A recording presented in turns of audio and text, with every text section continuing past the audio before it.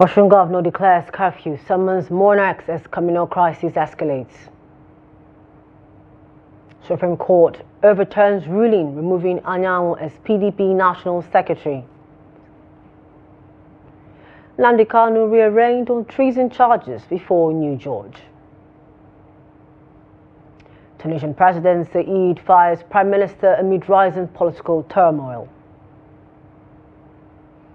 Good evening, welcome to Trust News Update. I am Chiamaka Mwafo. Thank you for joining us. Osun State Governor Ademola Adeleke has reimposed the 12-hour curfew on Ifon and Ilobo communities following the resurgence of violent clashes between the two communities. A statement signed by the State Commissioner for Information and Public Engagement, Kolakba Alimi, on Friday stated that the reimposed curfew starts at 6 p.m. and ends by 6 a.m. daily till further notice. Alimi said Adeleke has also directed that an immediate meeting that would be attended by the Olofun of Ifon, Oba Peter Akinyoye, and Oba Ashiru of Olaniyan, the Olubu of Ilobo, alongside other stakeholders from both communities, were held on Saturday to discuss further resolutions of the conflict. Adeleke subsequently urged indigenes of the two communities and the traditional rulers to follow the path of peace and harmonious coexistence, warning that anyone or group of persons found aiding and abetting the program would be dealt with. The sole administrator of Rivers State, Ibok Ete Ibas, has urged traditional rulers in the state to steer clear of partisan politics, emphasizing their crucial role in fostering peace and stability in the state. Speaking during a meeting with traditional rulers at the Government House in Port Harcourt, the administrator expresses deep love for the Niger Delta region. Ibas, a retired Vice Admiral and former Chief of Naval Staff, also noted Rivers State's significance in the nation's development. He lamented the persistent instability in the state, stating that it pains him to witness the unrest. He assured that his administration would work tirelessly to return the state to a place of pride and stability. The administrator underscored his primary mandate to restoring peace, stressing the need to curb the interest of a few who prioritize personal gains over the state's collective well-being.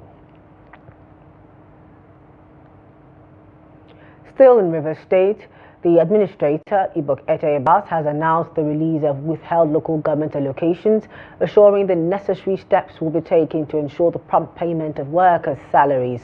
Speaking during a meeting with heads of local government administrators in Port Harcourt, Ibas described the gathering as a pivotal moment in the collective effort to restore stability and progress in the state.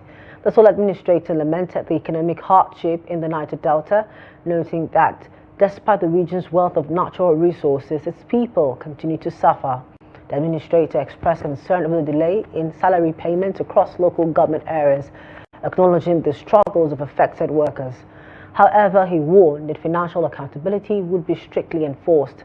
Ibas, a retired Vice Admiral and former Chief of Naval Staff, directed all local government areas to submit their wage bills supported by relevant documentation to the Office of the Head of Service.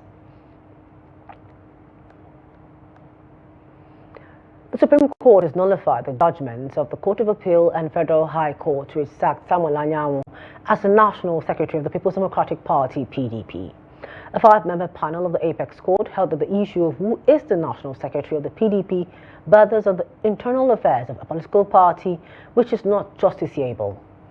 Justice Jamilu Tukur, who delivered the lead judgment of the Supreme Court, consequently struck out the judgment of the trial court delivered in October 2024 and also set aside the majority judgment of the Court of Appeal, which had in December affirmed the sack of Anyanwu as PDP's National Secretary. Justice Tukur subsequently affirmed the minority judgment of the appellate court delivered by Justice Ekalem, which had nullified the judgment of the trial court on account of lack of jurisdiction. Certain party, the Social Democratic Party SDP in Kano State has reaffirmed its strength and unity despite the recent defection of its governorship candidate, insisting that the party structure remains intact. Speaking at a press conference, Kano SDP Chairman Elisha Tima dismissed claims that the departing candidate took the party structure along with him. He further refuted allegations that local government and ward chairmen had also defected, emphasizing that party officials across all levels remain loyal. Meanwhile, the Kano SDP leadership officially welcomed new members into its fold, including former Kaduna State Governor Nasir El-Rufai and Major Hamza Al-Mustafa.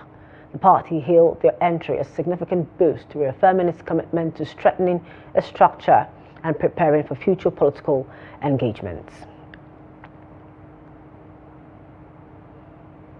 The leader of the proscribed indigenous people of Biafra, IPOB, Nnamdi Kanu, has tendered an apology of his recent attacks on the Federal High Court and Justice Binta Yanko through his new counsel, Kanu Agabi, SAN. The IPOB leader apologized to the federal government's lawyer, Adeboyega Awomolo, SAN. Agabi, a former Attorney General of the Federation and Minister of Justice, also apologized to his team of lawyers earlier led by Aloy Jimako for attacking Justice Binta Yanko. Agabi tendered the apology on Kanu's behalf on Friday before Justice James Omotosho, the new trial judge. He said Kanu was angry and had been for a very long time. He also said the attack on Justice Binta Nyako was unjustified.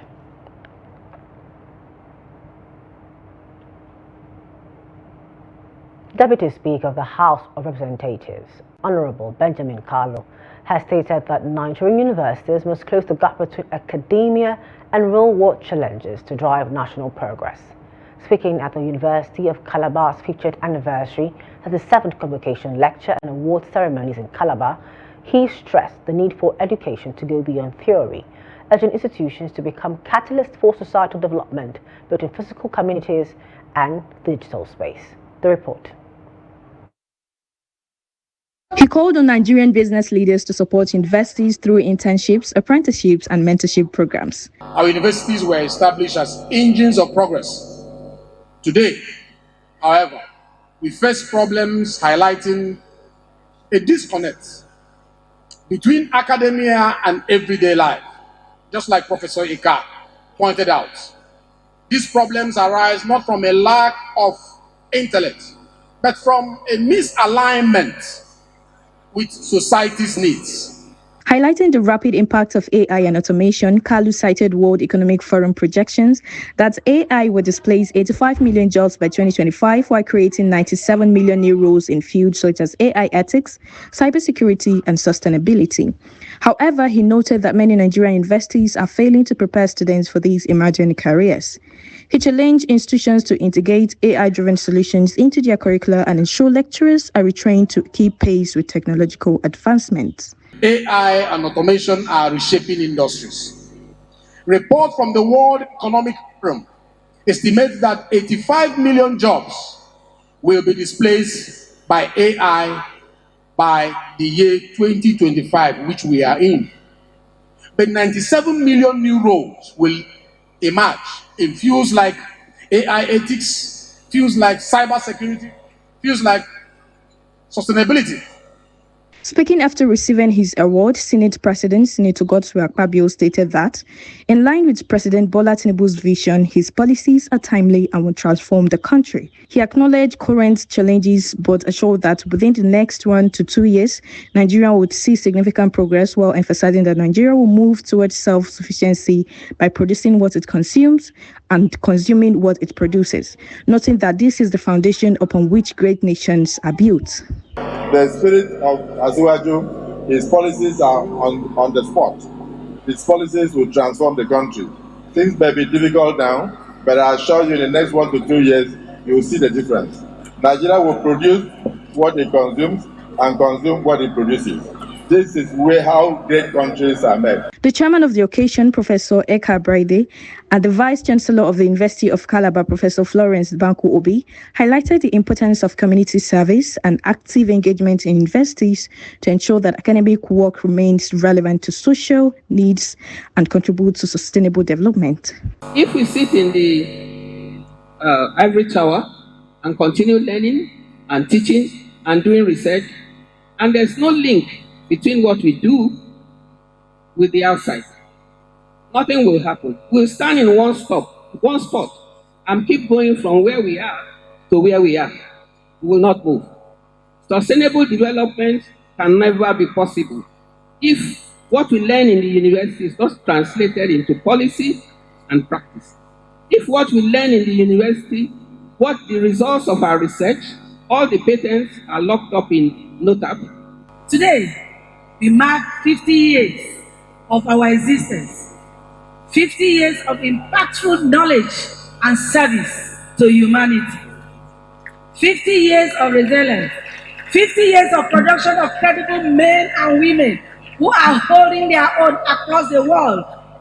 We are indeed proud as a university to have produced, in the course of 50 years, men and women who are shakers and movers of Nigeria and indeed the world. They emphasized that without connecting university activities to real-world challenges, meaningful progress will be hindered.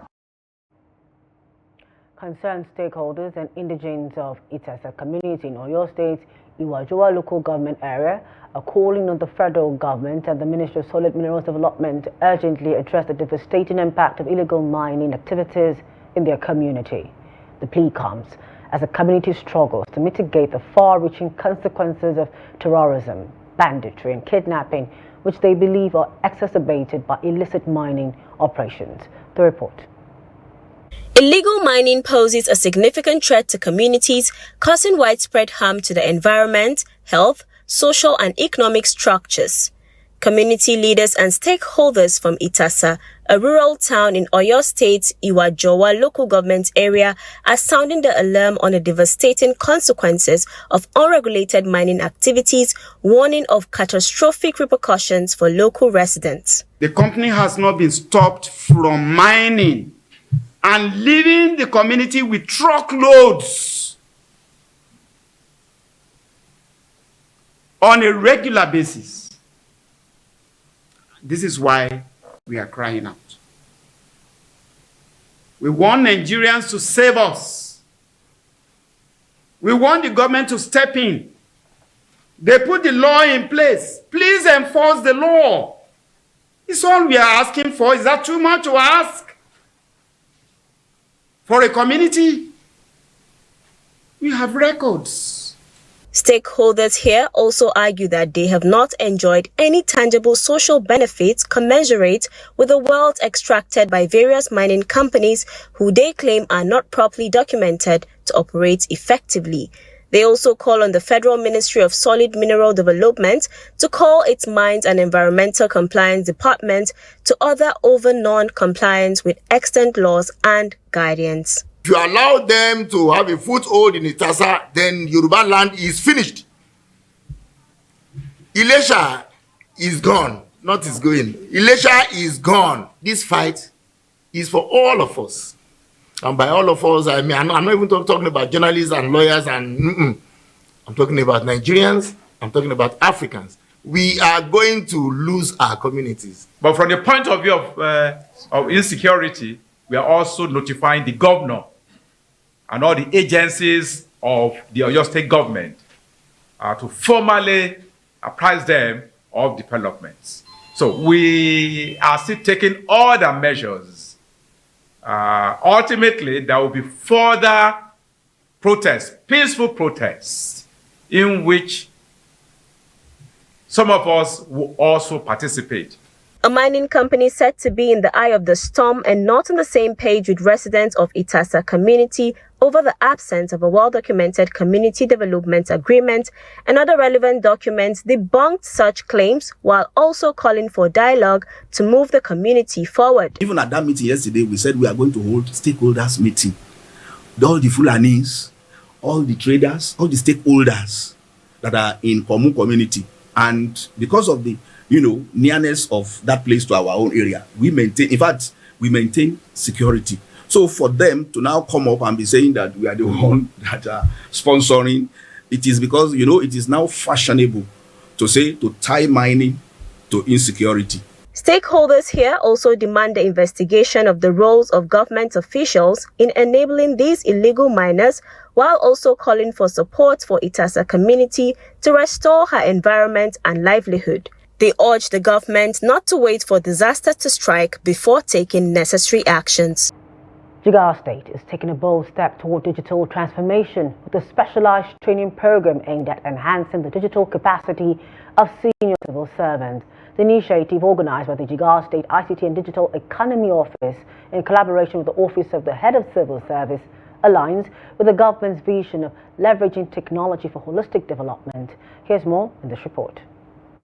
Speaking at the event, the technical advisor to the governor on ICT, Rizlan Abdulaziz Kanya, underscored Governor Umar Namadi's commitments to adopting technology as a critical driver of governance and service delivery.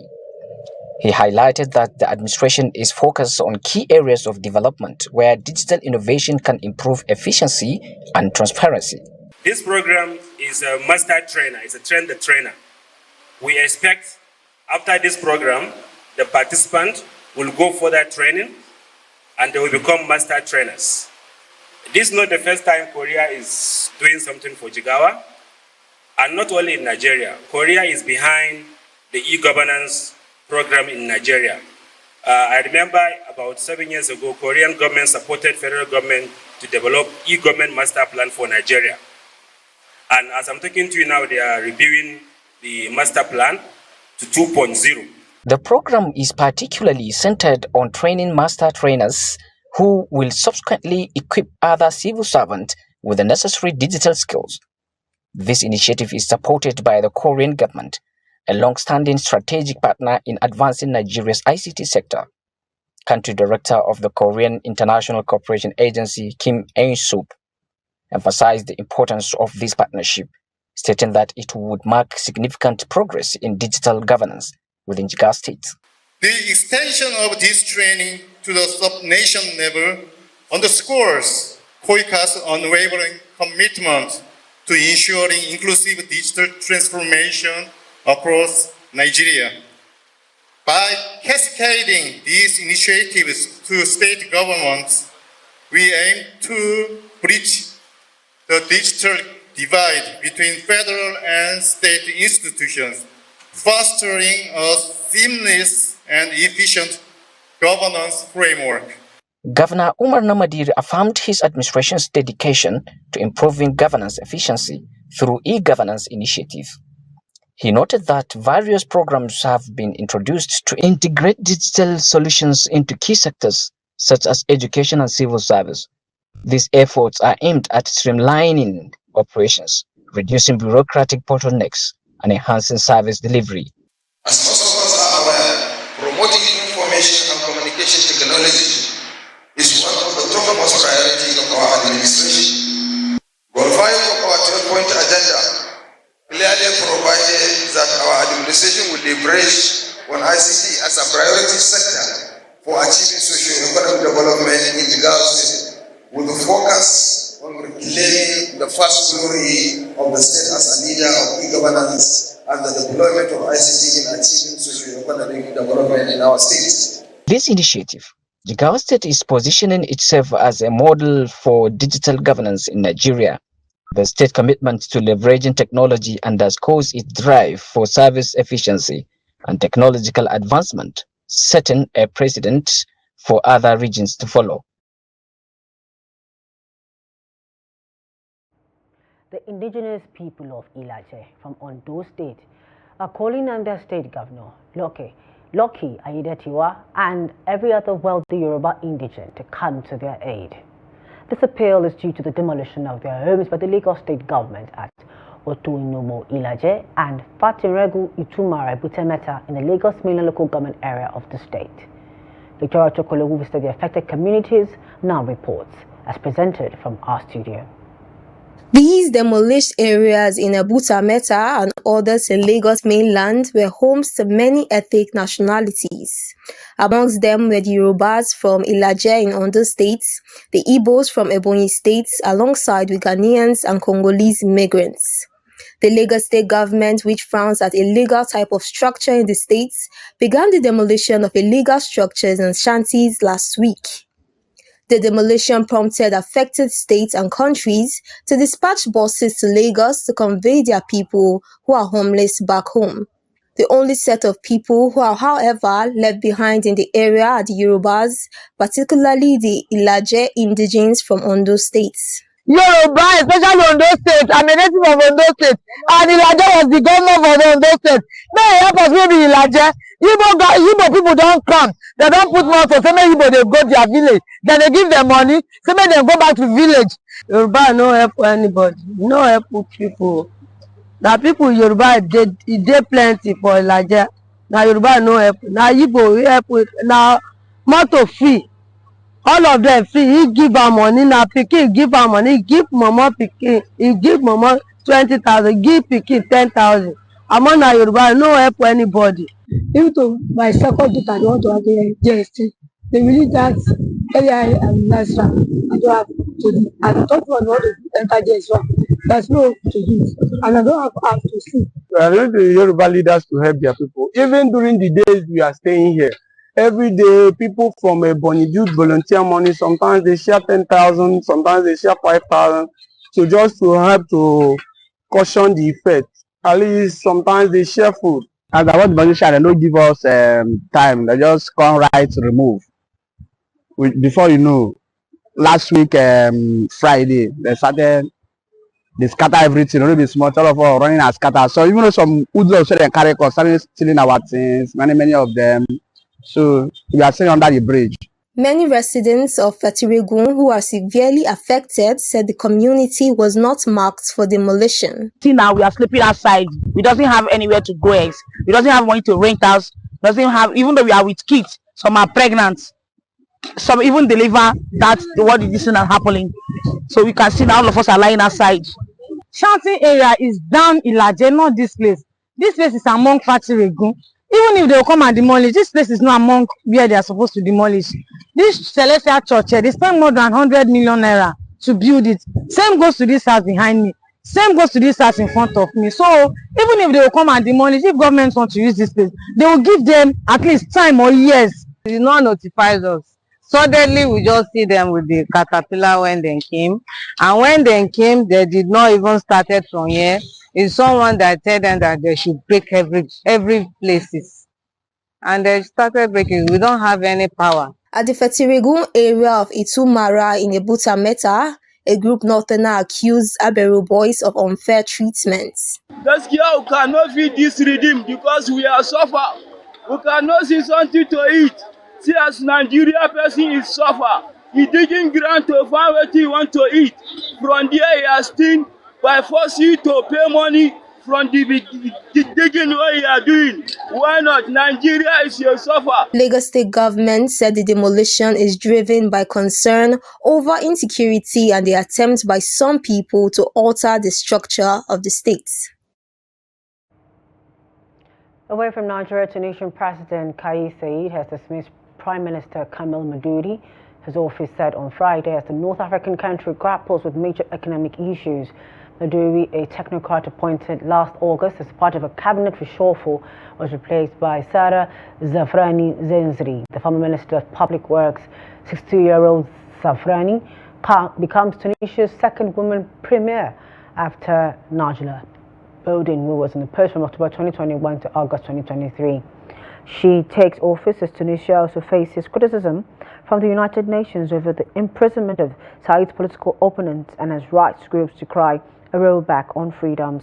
In 2019, Said became president of Tunisia, the only democracy to emerge from the Arab Spring. The captain of the M23 rebel group, Colonel Nanga, appears to be going it alone despite the ceasefire agreement signed on Tuesday in Doha between Congolese President Felix Tshisekedi and his Rwandan counterpart Paul Kagame. The rebel leader has announced that the fighting will continue. Former chairman of the Congolese Electoral Commission rejects any commitment linked to the Doha agreement and continues his military advance. His troops took control of Walikale, a strategic town close to the major gold and tin deposits. While continuing to fight, Colonel Nanga is awaiting the official conclusions of the Doha meeting.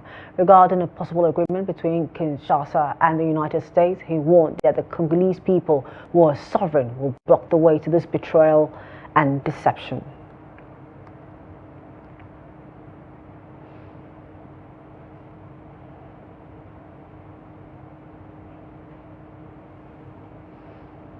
In sports, Nigerian grassroots club Campus FC has demanded compensation for the transfers of its players from FIFA football agent Peter Ejasi. A statement by the club's president and CEO Patrick Osuji alleged that the FIFA football agent failed to meet his obligations, leaving the club with significant financial losses.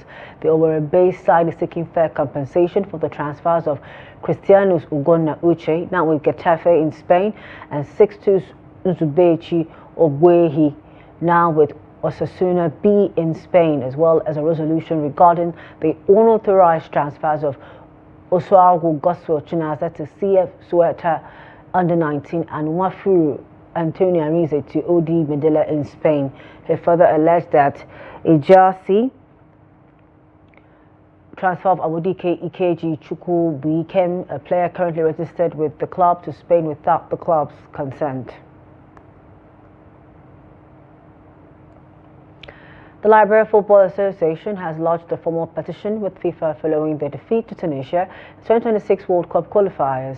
The Lone Stars narrowly lost to the Carthage Eagles in a match played in Morocco, but the LFA believes the officiating was biased and unfairly favored the North African side. According to the LFA, Liberia was denied 2 clear penalties, which significantly influenced the game's outcome and gave Tunisia an undue advantage. The football body emphasized that the result could have a major impact on the standings in their qualification group. That concludes news updates at this time. For more news programs, documentaries, or to follow us on our social media platforms and our YouTube live stream. I'm Chiamaka Mwafo. Thank you for joining us at this time. Good evening.